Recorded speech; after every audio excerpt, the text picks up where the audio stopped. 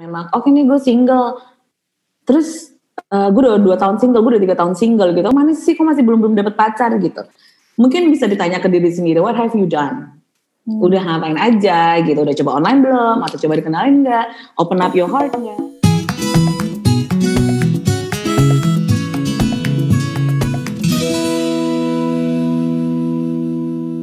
Halo, selamat datang di Bright Story Unveiled Podcast. Aku Genda Aktiani yang akan menemani kamu di episode kali ini. Yang namanya perjalanan seseorang untuk menemukan jodohnya itu pasti beda-beda ya. Ada yang dikenalin sama mutual friends atau sama orang tua. Ada yang kenal sendiri, biasanya teman sekolah dulu, teman kuliah, atau kenal di pekerjaan. Itu cara-cara konvensionalnya. Tapi gimana dengan kenalan lewat online dating apps atau lewat matchmaker profesional alias mak comblang? Apa benar bisa? Ternyata jawabannya bisa banget. Karena aku sendiri nih sebagai makeup artist, fun fact sedikit ya, udah ada 10 pengantin aku yang awalnya tuh kenalan lewat online dating apps. Jadi kalau kamu juga tertarik untuk cari tahu soal alternatif cari jodoh yang lain, nah hari ini kita akan ngobrol-ngobrol seru barengan sama 3 narasumber aku. Yang pertama ada Mbak Zola Yohana. Hai Mbak Zola. Hai. Ini menarik banget profesinya. Mbak Zola ini seorang relationship coach plus professional matchmaker alias mak comblang bersertifikat yang pernah menimba ilmu di Matchmaking Institute of New York. Wow. Mbak Zola jujur aku baru tahu banget ada profesi ini. Karena aku juga lumayan hobi nyomblangin teman-teman, tahu gitu diseriusin ya jadi profesi ya. Bisa. Kadang kan kamu suka nggak ngeh aja kalau sebenarnya itu bisa jadi profesi. Oke, kita akan ngobrol-ngobrol seru nanti barengan sama Mbak Zola. Tapi sekarang ada sepasang juga nih yang jadi narasumber aku hari ini. Ada Tri Anggi dan juga Faisal Trian. Hai Anggi dan juga Isal. Halo. Mereka ini ketemu satu sama lain lewat online dating apps dan sekarang lagi viral nih di sosial media gara-gara sempat ada thread juga ya di Twitter yang nikah santuy, udah gitu lewat akun Instagram @seiring.sejalan yang tadi juga udah aku kepoin. Isinya kurang lebih tuh perjalanan mereka dari pertunangan, priwed, sampai pernikahan yang konsepnya itu DIY yang unik banget. Nah, sebelum ngobrol-ngobrol lebih jauh, aku pengen nanya dulu nih sama Isal dan Anggi. Karena kan seperti yang tadi udah dibilang, kenal pertama lewat online dating apps ya. Nah, boleh diceritain gak sih proses awalnya gimana? Dan kepo dikit waktu download Tinder ya, pakainya Tinder ya kalau nggak salah ya. Waktu download Tinder itu niatnya pengen iseng-iseng aja atau emang pengen cari jodoh? Iseng dulu. Aku dulu. Kalau aku dulu sebenarnya iseng dan lebih tepatnya direkomend sih sama teman. Jadi teman udah bosen kali ya ngelihat aku jomblo hampir 4 tahun. Jadi jadi dia rekomen gilo, coba deh aplikasi online dating gitu. Aku dulu belum tahu, belum familiar namanya Tinder. Terus apa tuh Tinder namanya gitu. Teman-teman gue sih pakai ini gitu. Terus oke, boleh coba. Terus habis itu ya udah install dan udah ketemu Faisal dan match-nya langsung ke Faisal. Cuman ada beberapa match sih, tapi yang hampir ketemuan tuh ada beberapa. Cuman yang benar-benar ketemuan itu Faisal doang. Wow. Kalau dari Faisal gimana? Wah, kalau dari aku sih rada panjang ya kalau diceritain. Jadi sebenarnya ada backstory-nya dulu. Jadi sebelumnya tuh waktu dulu udah pernah pacaran 7 tahun. 7 tahun, cuma akhirnya udah mau nikah juga, cuma ternyata si calon aku itu lanjutin kuliah ke luar negeri. Dan tentu saja endingnya dia menikah dengan orang bule. Akhirnya akhirnya selama 3 tahun setelah udah berhubungan yang pertama itu pacaran lagi 3 tahun, mau menikah juga, tapi ternyata di awal sebenarnya udah tidak disetujui sih sama orang tua wanitanya karena dia bilang saya anak band, jadi nggak boleh. Jadi si orang tuanya bilang nggak boleh punya pacar atau mau nikah sama anak band. Akhirnya ya udahlah, tetap dilanjutin selama 3 tahun. Tapi ternyata pas di tahun ketiga, pas saya mau mau lamaran istilahnya sama keluarga gitu, mau datang, akhirnya disudahin saja, nggak boleh gitu. Baru setelah itu 3 tahun kemudian, 3 atau 4 tahun, udah males kan akhirnya, udahlah udah nggak bakal bisa ini, udah males ke pacaran lagi. Sama ada temen, cuma temen ini emang biasa lah, kalau temen cewek sama cowok kan beda ya. Kalau cowok pasti emang temen cowok saya ini rada brengsek kali ya. Jadi dia nawarin, Sal coba aja aplikasi ini Tinder. Terus gue soalnya udah sering nih ketemu cewek. Ya biasalah mungkin ketemu biasa, entah nggak tahu ngapain. Cuma akhirnya nyobain aja deh. Nyobain beberapa kali. Emang prosesnya panjang juga tuh selama pakai Tinder. Banyak yang lucu-lucu lah, banyak kejadian lucu-lucu. Pokoknya akhirnya match-nya sama Anggi. Ketemuan, cocok. Ada proses lagi sebenarnya, cuma akhirnya cocok. Ya udah, sampai nikah akhirnya. Oh, gemas. Jadi berapa lama sih kalian datingnya atau pacarannya? 1,5 ya? Agak enggak sih sebenarnya, karena saya udah istilahnya ngebet kali ya. Jadi 1 tahun sebulan setelah pacaran itu pakai Tinder kan kurang lebih kita berapa bulanan ya? 3 bulan 2 bulan akhirnya pacaran. Langsung ke ibunya saya bilang, Bu, saya mau serius, mau menikahi Anggi. Cuma karena dia sudah tua umurnya. Kebetulan umurnya agak jauh juga ini kan. Jauh banget mungkin. Tapi ditolak sama ibunya. Katanya Angginya masih kecil, jangan dulu. Kamu mendingan tunggu dulu aja 1 atau 2 tahun. Ya akhirnya 1,5 tahun kali ya. 1,5 tahun datang lagi ke ibunya. Akhirnya dibolehin gitu. Oke, akhirnya sampailah ke jenjang pernikahan ya.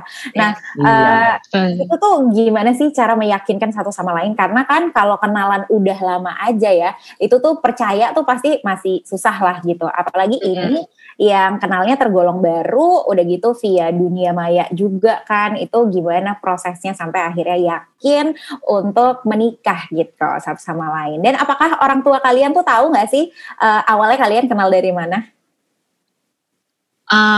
Kalau orang tua aku, jujur aku dulu ngebohong. Dia bohong. Bilang aku ketemu sama Faisal itu temannya sahabat aku. Jadi aku nggak berani, namanya orang tua kan kayak takut nggak sih anaknya. Aku yang paling bungsu dan terakhir belum menikah. Ketakutnya kayak misalnya orang tua nih, anak gue ketemu jodoh di online dating itu kan kayak nggak lumrah gitu kan untuk orang tua. Jadi aku bilangnya ketemunya ya itu ini Faisal ini teman sahabat aku gitu. Cuman at the end aku akhirnya jujur ke kakak aku, terus ngomong juga ke mama aku karena pas ngomongnya itu pas aku udah mau 1H+1 bulan menikah. Mau menikah, pas baru mau menikah juga. Udah mau dekat-dekat hari ya. Kalau aku sih tanggapannya tuh gimana? Ya udah ya karena udah mau nikah ya udah aja. Kalau Faisal gimana? Kalau aku sih ya karena udah gagal 2 kali, jadi orang tua tuh udah nggak peduli, kayak soalnya setiap ada acara apa sih, gimana nih mau nikah nggak? Malah ditanya mau nikah apa enggak gitu. Jadinya ya udahlah, udah kebal aja. Misalkan dibilang apa mah nih mau nikah sekarang, tiba-tiba kaget aja, oh iya mau nikah, ya udah ayolah langsung aja gitu. Karena umur juga kali ya. Oke. Nah sekarang aku mau nanya ke Mbak Zola nih. Kan kita udah denger ya tadi pengalamannya Faisal sama Anggi ketemu satu sama lain lewat online dating apps. Nah menurut Mbak Zola tuh gimana sih dating zaman now gitu ya, sampai akhirnya berani memutuskan untuk menikah, sama dating zaman dulu nih, apakah ada bedanya? Well, kalau misalnya ngomongin beda antara dating zaman sekarang sama zaman dulu ya, itu udah pasti beda karena life values itu berubah kan. Life values changing sekarang. Yang kalau dulu orang dulu itu menikah, satu faktornya ini mungkin masih ada terbawa sampai sekarang ya, faktor umur. Tapi yang untuk sekarang terbawa karena faktor umur, karena masih ada culture dari orang tua kita yang dulu udah kuliah, udah kerja, ya udah nikah. Apalagi, terutama buat perempuan ya. Nah, perbedaannya, culture itu masih ada sebenarnya sampai sekarang. Apalagi mau nunggu apalagi, udah kerja, apalagi sih. Jadi buat mereka, terutama buat orang tua kita, culture yang dulu di mana kalau misalnya udah menikah, tujuan hidup selesai. Gitu. And goals-nya adalah menikah gitu ya. Sebenarnya kan nggak begitu, tapi kan kita nggak bisa kita nggak bisa kasih tahu ke mereka kalau sekarang tuh nggak gitu kan, karena mereka they live with it kan dari zaman waktu itu. Nah kalau yang dulu itu kan mereka menikah yang penting satu agamanya benar. Kalau orang dulu kan gitu, yang penting ada kerjaan, udah baik, udah gitu. Kalau yang dulu kan sebatas itu aja, terus selalu berpikir kalau duit nanti bisa dicari. Yang penting nanti rezeki berdua pasti ada, gitu ya. Nanti rezeki anak juga pasti ada, gitu.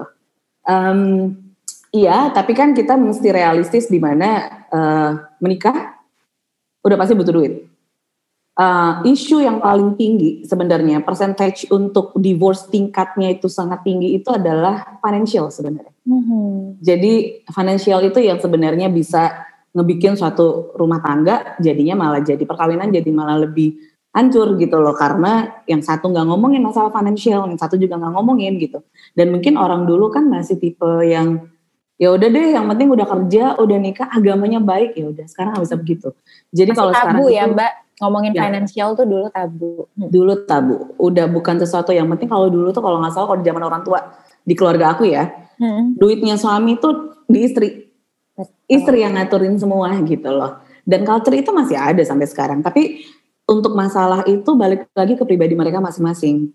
How they gonna work with their financial plan-nya gitu. Apakah 90-10, apakah 50-50, 50-50 misalnya gitu, ataukah 80-40, atau itu balik lagi ke pasangannya sendiri.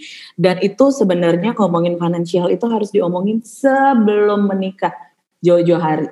Kebanyakan mereka selalu berpikir, udahlah nanti aja, gampang. Ketika nikah, udah jalanin, stuck. Itu yang paling sering. Jadi biasanya kalau buat yang mereka nikah, mudah-mudahan kan aku juga kebetulan juga ada premarital consultation kan. Kalau bisa financialnya mesti diberesin dulu gitu. Terus kalau yang sekarang itu lebih pikir kalau misalnya kalau untuk di aku gitu ya, untuk cari pasangan itu yang paling penting adalah life value. You need to share the same values. If you don't share the same values, pasti bakal growing apart. Yang satu maunya apa, yang satu maunya apa, itu udah pasti. Karena itu core values-nya sih untuk long lasting relationship, selain dari ada trust, compromise, terus intimacy yang lainnya. Tapi core value-nya dulu itu yang paling penting. Jadi memang beda sih kalau yang dulu dari sekarang. Banyak pertimbangan, belum lagi nanti financialnya gimana kalau yang sekarang. Terus nanti mungkin mau punya anak atau enggak atau apa, banyak. Kalau yang dulu kan cuma sebatas, oh ya udah deh, yang penting baik, yang penting ini. Kalau sekarang dilihat dulu nih, dia ngecek perempuannya gimana nih, misalnya. Atau ada red flags-nya nggak? Dulu kan zaman dulu nggak berpikir red flags kan. Benar. Red flags in a relationship apa gitu. Ada abusive nggak? Misalnya ada sign-sign toxic nggak? Dulu kan mana ada yang gitu-gitu. Pasti beda sih, karena life values tuh sendiri pun juga udah berubah. Berubah ya. Oke, kita akan balik ngobrolin itu lebih lanjut nanti. Tapi sekarang aku mau nanya lagi ke Anggi sama Faisal. Berarti kan dua-duanya udah sempat mengalami dating yang konvensional, yang kenalan secara fisik satu sama lain, sama yang online dating, which is kalian gitu ya, hasilnya sampai menikah. Nah, bedanya apa kalau yang kalian rasain? Kalau menurut aku, kalau offline dating itu kan pertama kali ketemu itu lebih ke first impression, jadi pasti nggak munafik lah, kita ngelihat pasti fisiknya dulu. Kalau offline dating, kalau online itu kan kalau menurut aku lebih personality kan kita nggak mungkin bisa ngelihat langsung, jadi lebih ngelihat pasti hobinya apa nih, terus umurnya berapa, terus interestnya apa, itu perbedaannya sih. Terus kalau misalnya juga offline dating itu menurut aku kalau dua-duanya sibuk itu kan agak susah untuk tatap muka, yang belum nikah atau yang belum menikah sih yang jelas itu pasti kan sulit untuk ngatur jadwal. Cuman kan kalau online dating itu lebih fleksibel buat ngatur jadwal, bisa video call kapanpun, kayak gitu sih kalau perbedaannya. Oke. Dari Faisal sama ya, idem ya? Sama idem. Dia lebih kekinian soalnya. Oke, balik ke Mbak Zola lagi nih. Gimana Mbak Zola ngelihat fenomena online dating apps versus dating konvensional nih? Ya. Kenapa walaupun zaman sekarang gitu ya, tapi kan masih ada nih orang-orang yang tetap pengennya ya gue harus dengan cara konvensional, ketemu langsung dulu, nggak bisa lewat online dating apps. Tapi ada juga yang berani, bahkan banyak juga yang sampai menikah. Itu gimana Mbak? Ya, kalau misalnya kita ngomongin masalah dating apps, kalau di aku kan berarti online dan aku offline kan. Aku one-on-one, private, confidential gitu. I'm dealing with my client dulu satu-satu, mesti tahu dulu personality-nya gimana, profilnya dulu gimana.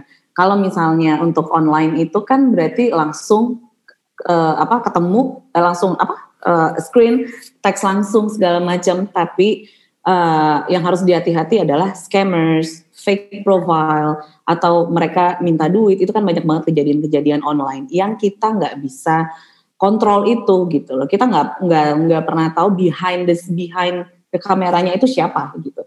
Kayak aku misalnya gitu, aku punya beberapa fake profile in online dating. Wow. Ada. Jadi itu memang buat aku untuk ngecek. Dan kalau itu sebelumnya, kalau sekarang memang profile aku sendiri sih gitu. Dan itu pun nggak ada masalah sebenarnya, karena kan kayak misalnya dikenalin sama teman konvensional, dikenalin sama saudara, dikenalin sama family misalnya gitu, atau online dating, atau kalau enggak matchmaker, using matchmaker, biasanya matchmaker misalnya gitu. Itu semua kan cuman tools untuk single ketemu untuk mencari pasangan yang lainnya gitu, untuk mencari pasangan gitu loh maksudnya. Jadi justru harus coba semuanya.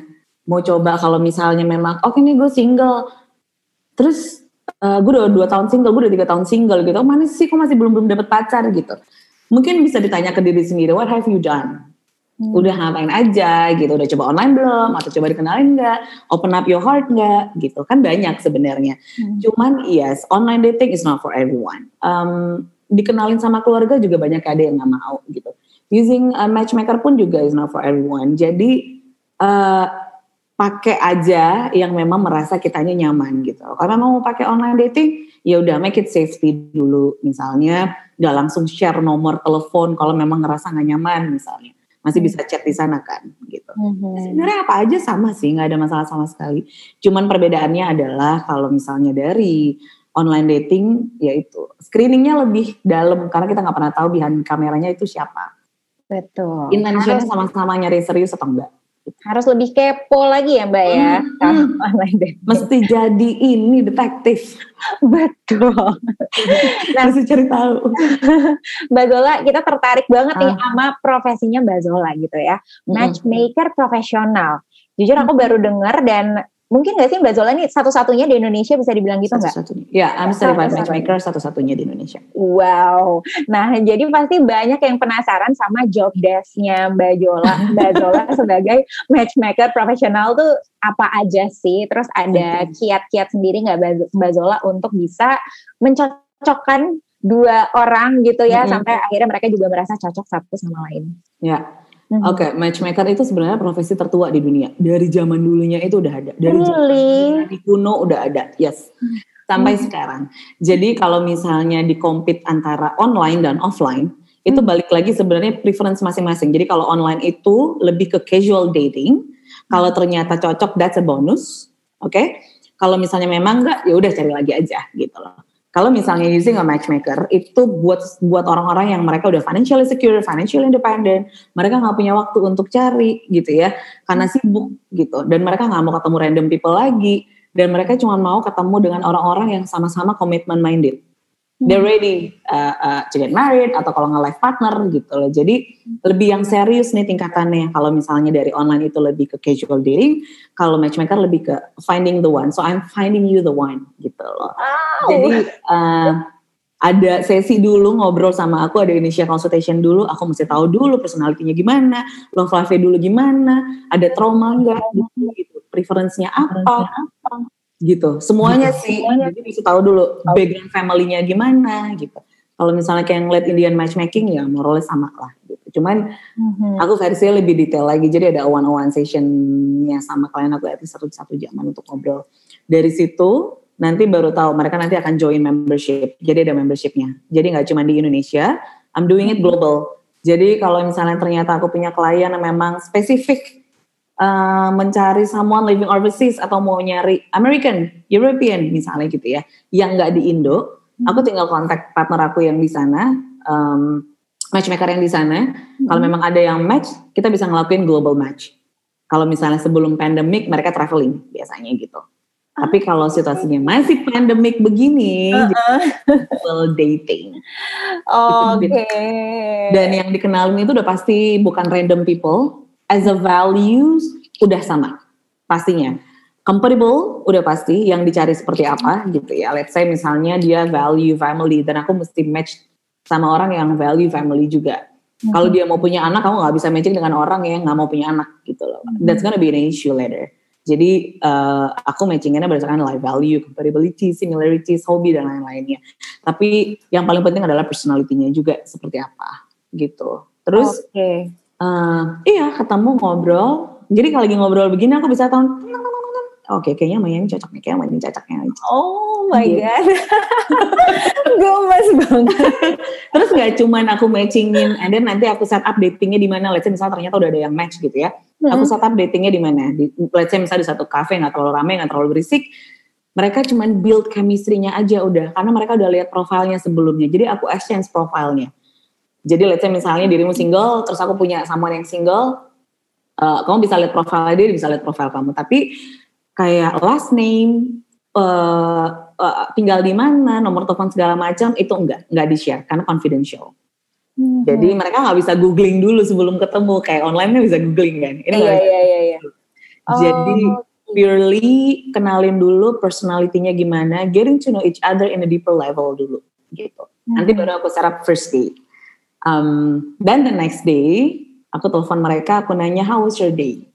Kalau dia bilang, kayaknya enggak deh, kayaknya kurang cocok atau gimana, yaudah kita cari yang lain. Tapi kalau ternyata I don't mind to see him again and he doesn't mind to see you again misalnya gitu ya, kita bisa set up second date dengan orang yang sama. Jadi fokus dulu dengan satu orang. Dan nanti aku coach untuk how to maintain the relationship-nya gimana. Karena kan kebanyakan orang mereka cuma tahu, oke, gue single, terus gue punya pasangan, itu udah pacaran, then what? Maintain relationship itu yang gak gampang sebenarnya. Setelah 1 tahun, 2 tahun, kok bosen, mau ngapain lagi, mau gimana gitu. Jadi, That actually menjawab pertanyaan aku selanjutnya sih. Maksudnya dengan kamu udah tahu kalau mereka compatible dari life value, apa, hobi dan segala macam. Tapi ternyata ya namanya manusia juga tetap ada aja ya yang pas udah ketemu kurang gitu. Enggak deh gitu. Jadinya kalau misalnya dibalikin lagi ya ke mereka, kalau emang mereka mau coba lagi untuk second date boleh, atau opsi langsung cariin yang lain gitu ya. Ya, biasanya aku kan nanya. Aku pasti nanya feedbacknya untuk dua belah pihak, kedua-duanya, ke ceweknya juga, ke cowoknya juga. So at least they can improve themselves in a love life-nya juga gitu. Let's say misalnya pas dating nggak terlalu suka soalnya dia mau ngomong mulu gitu. Kayaknya mau kayaknya self-center misalnya. Jadi kalau misalnya udah ketemu dengan 3 orang dan komennya sama, ya berarti ada sesuatu yang mungkin harus diimprove. Ya oke. Wow, ternyata cari jodoh dengan bantuan matchmaker profesional juga nggak semudah itu ya Mbak ya. Apalagi online dating juga pasti ada lagi gitu trik-triknya tersendiri. Nah kalau Anggi sama Isal bisa share tips gimana sih tips-tips untuk online dating, karena kan seperti yang tadi Mbak Zola bilang ada banyak scam sekarang, sempat ada yang viral juga kemarin gitu gara-gara online dating apps, terus jadi kena tipu atau yang amit-amit terjadi deh. Itu gimana kalian tipsnya? Kalau dari aku sih kebetulan kalau masalah yang fake itu sih kebetulan ada beberapa pengalaman ya, kayak misalkan pernah tuh waktu itu ternyata si ceweknya itu malah nawarin MLM, terus ada juga yang tiba-tiba dia udah minta nomor buat chat lewat WhatsApp gitu, dia malah minjem duit, pernah juga. Iya kan? Terus yang paling parah sih waktu itu pernah sekali itu saya tertipu sih, cuma nggak tertipu secara langsung. Ini diceritain nggak apa-apa kali ya? Ya nggak apa-apa. Ceritain. Jadi udah match gitu, terus sama cewek itu udah sampai minta nomor WhatsApp, udah ngobrol-ngobrol, akhirnya ketemuan nih. Cuma entah kenapa waktu itu emang pokoknya semenjak kejadian ini akhirnya udah mulai kayak kata Mbak Zola tuh harus kepo-kepo tuh, harus kepo-kepo dulu, harus di googling dulu lah apapun infonya. Waktu itu belum, jadi akhirnya ketemuan. Cuma waktu itu ada feeling, oh kayaknya nggak enak nih mau ketemuan sama cewek ini tuh kayaknya nggak enak ya, ada perasaan nggak enak. Kebetulan di fotonya itu dia itu ala-ala apa sih estetik, jadi benar-benar gak kelihatan mukanya, kayak cuma kaki, cuma kuku doang, cuma dari belakang kayak gitulah model-modelnya. Akhirnya kan jadi penasaran, pengen ketemu aja deh. Waktu itu kan belum kepo ya, karena masih iseng-iseng aja lah. Ketemuan, akhirnya waktu itu emang sengaja milihnya coba aja ke tempat yang biasa aja, yang nggak usah fancy-fancy tapi yang umum aja. Akhirnya ketemuan di sebuah food court, ketemuan. Sengaja saya datang terlambat datang buat pengen mantau dulu, pengen lihat nih si ceweknya gimana sih. Ya biasa kan akal-akalan cowok tuh biasanya gitu tuh, pengen lihat dulu kalau misalnya pengen kabur aja lah atau apapun lah. Akhirnya udah sesuai deskripsi dia tuh di chat. Dia bilang, aku pakai baju ini, terus rambut aku panjang pirang kayak gitu. Udah lihat dari belakang, oh bener nih cewek nih cakep kayaknya. Biasalah kan cowok ya, udah excited. Muter dulu deh, muter ke arah dia gitu, maksudnya kan ngeliatnya dari belakang. Muter dulu deh, pas lihat, lah ternyata dia itu bukan cewek. Jadi cowok yang seperti cewek, nggak enak ya ngomongnya seperti itu. Itu. Tapi karena mikir, masa sih bisa sampai salah gini. Akhirnya karena kebetulan di food court ya di mall itu banyak counter HP, akhirnya udahlah akal-akalan beli kartu baru, SIM card. Mau nyobain telepon, bener nggak nih? Dan yang lucunya pas saya telepon, kan biasa kalau orang telepon pasti halo, gini. Sialnya itu dia pas bilang halo, dia pakai suara cowok dia. Oh my God. Jadi dia salah, dia pas dia bilang halo, terus bilang salah, dia langsung bilang halo, langsung gitu, langsung berubah jadi cewek, langsung kan. Wah kacau nih, wah shit, gagal nih. Akhirnya ya udah langsung aku matiin apa-nya, udah langsung cabut tuh. Akhirnya udah semuanya diblokin. Akhirnya semenjak itu, akhirnya udah mulai kepo-kepo nih. Pas yang Anggi juga gitu, akhirnya kepo-kepo dulu, lihat Facebooknya, aman baru gitu. Nah kalau untuk tips kayaknya dia lebih ahli. Silakan. Kalau menurut aku tips and trick buat online dating itu yang pertama bener sih kayak kata Mbak Zola, itu kepo, harus bener-bener kepo dulu, do your research gitu. Karena jejak digital itu nggak akan pernah hilang. Aku awal ketemu match sama Faisal itu aku nge-search di Instagram, di Facebook, di Twitter nih kayak gimana nih orangnya, kan biasanya kelihatan. Pokoknya research yang penting, itu terpenting. Yang kedua, kalau udah mantep buat ketemuan nih, make sure kamu ketemuannya di public place kalau bisa aja. Jadi orang-orang kalau in case ada apa-apa, seenggaknya ada sekeliling orang yang bisa diminta tolong gitu. Terus abis itu make sure juga ngasih tahu kerabat terdekat kamu nih kalau misalnya ketemuan, gue mau ketemuan sama ini di tempat ini dan estimasi kira-kira pulangnya jam berapa. Jadi balik lagi kalau ada apa-apa itu nanti seenggaknya kerabat kamu tahu itu kamu di mana, lagi sama siapa gitu. Terus yang terakhir sih kalau aku jangan pernah mau diajak pulang bareng untuk pertama kali ketemu. Waktu aku pertama kali ketemu sama Faisal pun dia udah ngajak pulang bareng, terus aku mau dianterin cuma nggak mau, dia akhirnya pakai ojol ya. Jadi sebaik apapun orang yang kamu pertama kali ketemuin, jangan mau diajak pulang langsung gitu, pulang bareng untuk pertama kali itu sih. Oke, dicatat tuh ya yang lagi dengerin sekarang. Nah terakhir aku mau nanya ke Mbak Zola, karena mungkin nih sekarang yang lagi dengerin ada jombloan dan jomblowati yang bertanya-tanya, apakah aku jangan-jangan butuh nih jasa matchmaker profesional. Nah kalau menurut Mbak Zola, apa sih indikasi kalau kamu tuh udah butuh bantuan matchmaker profesional gitu, dan apakah ada jaminan untuk menemukan the one seperti yang tadi Mbak Zola bilang?